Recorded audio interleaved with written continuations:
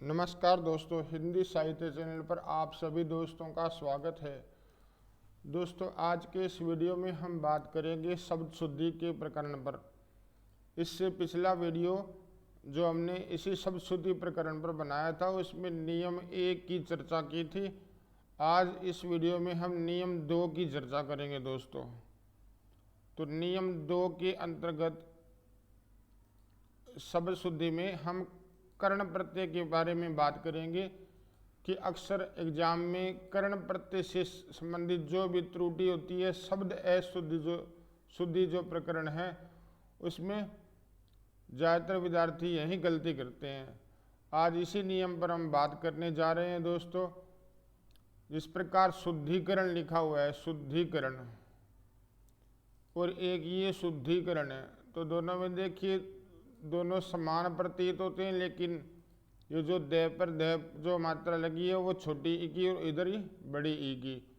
तो ये क्या है, ह्रस्व और दीर्घ का में ध्यान रखना होगा। जिस प्रकार ये कर्ण प्रत्यय का प्रयोग होगा, जैसे ये आपको बताता हूँ मैं, देखिएगा। जैसे अपने लिखते हैं ना शुद्धि, क्या लिखते हैं, शुद्धि। इसमें अगर कर्ण प्रत्यय इसमें जोड़ देंगे तो ये क्या है, इस प्रकार का शब्द तैयार हो जाएगा, शुद्धिकरण। तो यहाँ पर दीर्घ ई की मात्रा आएगी, इसी का ध्यान रखना है। परीक्षा के अंदर आपको ऑप्शन मिलता है इस प्रकार का, उसमें छोटी ई की मात्रा यहाँ पे जो ह्रस्व जो ध्वनि वो जोड़ी हुई मिलती है आपको शब्दों में, तो वहाँ पे आप गलती करते हो। आप विशेष तौर पर इसका ध्यान रखिएगा। इसमें कर्ण प्रत्यय जुड़ने पर ये जो ह्रस्व जो ध्वनि है वो दीर्घ में बदल जाती है। जैसे अपने लिखते हैं शुद्धि, है ना, शुद्धि लिखते हैं तो इसमें छोटी ई की मात्रा होती है। अब इसमें अगर कर्ण प्रत्यय जोड़ देंगे तो ये जो मात्रा है ये बड़ी हो जाएगी, ये शुद्धिकरण। इसी प्रकार जैसे लिखते हैं अपने निजी, क्या लिखते हैं, निजी, तो ये छोटी ई की मात्रा जय पर, इसके प्लस में अगर अपन कर्ण प्रत्यय का प्रयोग करेंगे तो क्या ये दीर्घ हो जाएगा, निजीकरण। तो ये सही होगा।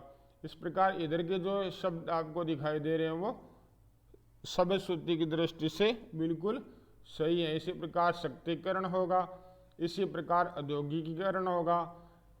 हर परीक्षा में आपको इनमें से एकाध ऑप्शन में ये आपको जो शब्द जरूर दिखाई देंगे दोस्तों। विशेष तौर पर ध्यान रखिएगा, कर्ण प्रत्यय से संबंधित जो त्रुटि होती है इसी वीडियो में हम आगे बात करेंगे। कुछ अपवाद भी है इस नियम के, उनका आपको ध्यान रखना है।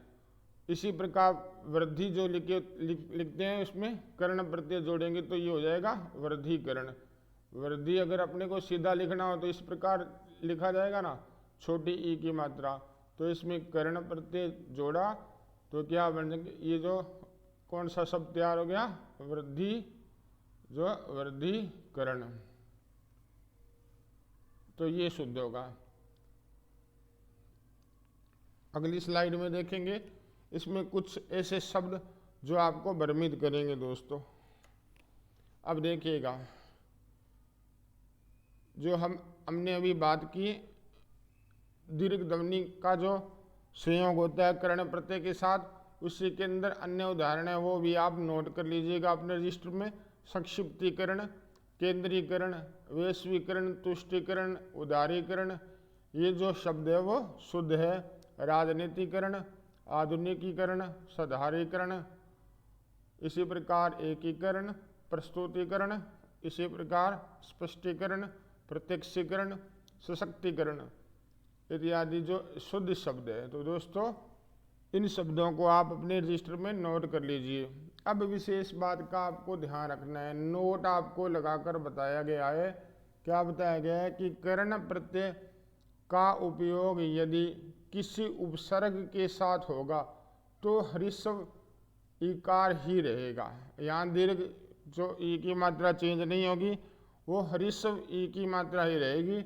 जिस प्रकार अधिकरण, देखिएगा ध्यान से, प्राधिकरण, व्याधिकरण, समानाधिकरण, इनमें उपसर्ग का संयोग है पहले। जैसे ये आपको दिखाई दे रहा है ना, अधि उपसर्ग, तो ये अगर उपसर्ग लगा उसके बाद में अगर आप प्रत्येक इसमें जोड़ रहे हो तो ये जो जो हरिस्व की मात्रा ही ई की मात्रा रहेगी, छोटी ई की मात्रा। यहाँ पे दीर्घ नहीं होगा, बस विशेष यही ध्यान रखना है। परीक्षा में इस प्रकार के शब्द भी दिए जा सकते हैं, वहाँ अगर आप देखोगे कि इसमें कर्ण प्रत्यय है तो आप इसको दीर्घ मत कर देना, इसका ध्यान रखना है। जहाँ जिन शब्दों के आगे उपसर्ग जुड़े हैं और उसमें कर्ण प्रत्यय यूज कर रहे हैं तो उसमें जो मात्रा है ए की वो दीर्घ नहीं होगी। तो आज के इस वीडियो में हमने नियम नंबर 2 के बारे में जाना दोस्तों। अब आपसे आज का प्रश्न वो पूछा जाएगा। देखिएगा स्क्रीन पे प्रश्न लिखा हुआ है कि कौन सा शब्द शुद्ध है। आपको चिन्ह शब्द दोनों में से बताना है कि कौन सा शुद्ध है। कमेंट बॉक्स में आप ज़रूर हमें बताएं इनमें से कौन सा शब्द वो शुद्ध है। तो आज के इस वीडियो के साथ इतना ही दोस्तों। जल्दी सब शुद्धि का जो तीसरा नियम है अगले वीडियो में लेकर हाजिर रहेंगे। तब तक के लिए धन्यवाद। जय हिंद, जय भारत।